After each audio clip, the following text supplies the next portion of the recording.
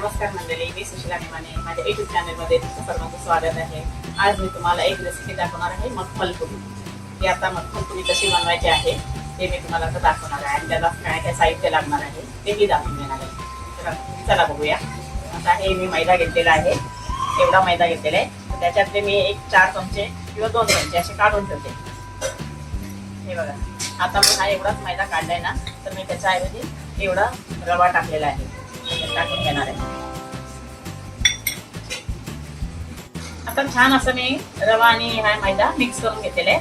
आता मी त्याच्यामध्ये ना थोडा कलर येण्यासाठी थोडी हळद टाकणार आहे, म्हणजे मखमलपुरीला कलर आपला छान आहे. आता याच्यामध्ये 4 चमचे मी ह्या चमच्याने तेल गरम करून टाकणार आहे. चांगला मोहन, त्याच्यात कडकडीत मोहन टाकणार आहे.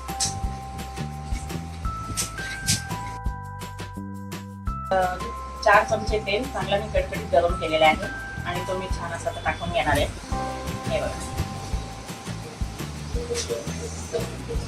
थोडं गरम असल्यामुळे आपल्याला पहिला चमच्यानेच करून घ्यायचं आहे.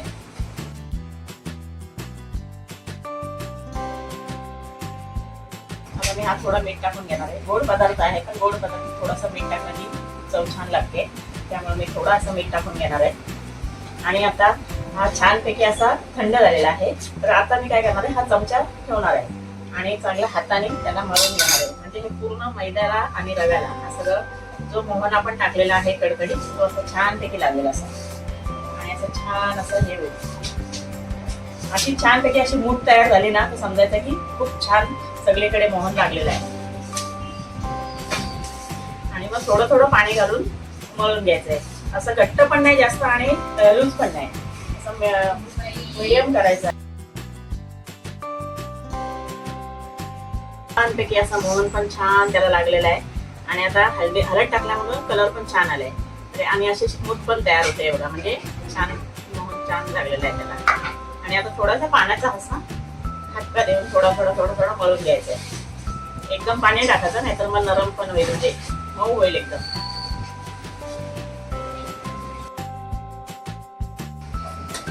असं छान पैकी आपण आता थोडासा तयार करून घेतलेला आहे. आता ह्याला आपण अर्धा तास ठेवून देणार आहे, म्हणजे तो छान रवा आणि मैदा छान मिक्स होईल. आणि आता आपण मखमलपुरीला जे काही साहित्य लागणार आहे, आता आपल्याला साखरेचा पाक वगैरे बनवायचा आहे आणि त्याच्यासाठी आणि खोबरं वगैरे पण घ्यायचे वरून मारण्यासाठी. तर त्याचे जे काय काय साहित्य पाहिजे ते आता आपण करून घेऊया. तोपर्यंत अर्धा तासात छानपैकी असं भिजेल. आता बघा, ही आपण 1 वाटी साखर घेतलेली आहे. असे 2 वाट्या घ्यायच्या आहेत, म्हणजे ह्याच वाटीने 2 वाट्या साखर. अशा 2 वाट्या आपण ही साखर घेतलेली आता. आणि ह्याच वाटीने आता आपल्याला पाणी टाकायचं आहे. 2 वाटी साखर घेतली, त्याच वाटीने 1 वाटी पाणी टाकणार आहे. आता साखर थोडी जास्त होती त्यामुळे पाणी घेते.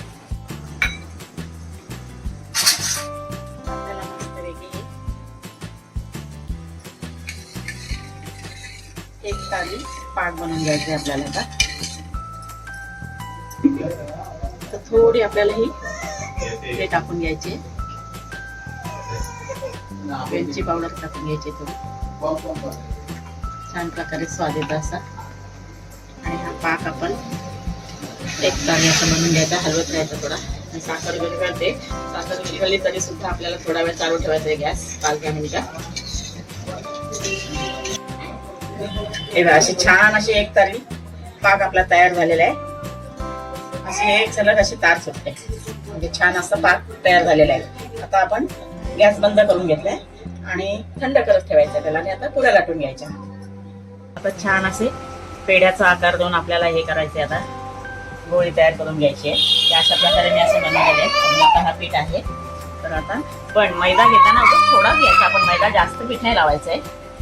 असं झटकून घ्यायचं नंतर आणि छानपैकी अशी पुरी लाटायची आपल्याला. आणि खूप पातळ पुरी करायची आहे. अशी जाड केली का मग ती पुरी होते आपल्याला खायला.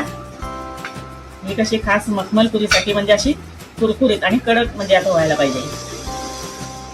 आणि ही लगेच तळायची नाही, थोड्या वेळ ही अशी आता सुकवत ठेवायची इथे, म्हणजे छान अशी मखमलपुरी तयार होते.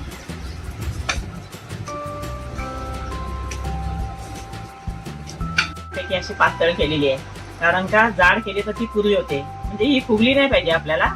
म्हणून मी पातळ टाकले, म्हणजे ती अशी कडकच्या कडक राहते आणि खुसखुशीत होणार.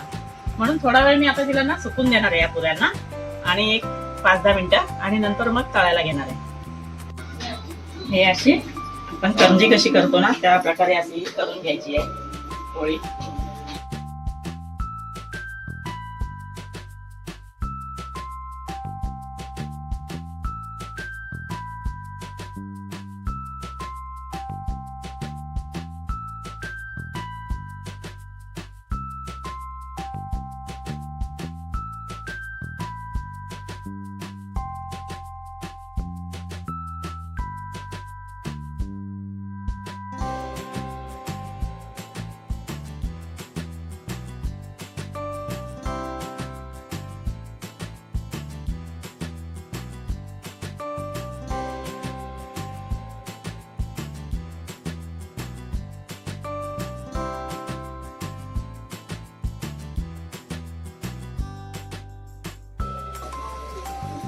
छान सोनेरी कलर आलेले आहे. आपण काढून घेऊया दुसऱ्या काटाच्याकडे.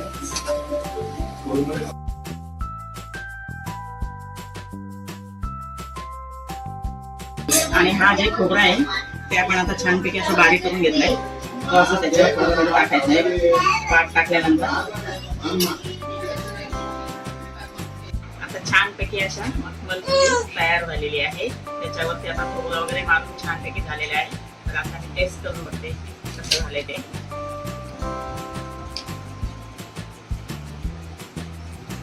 छान झालेले आहे, अगदी मस्त आणि खुसखुशीत झालेले आहे.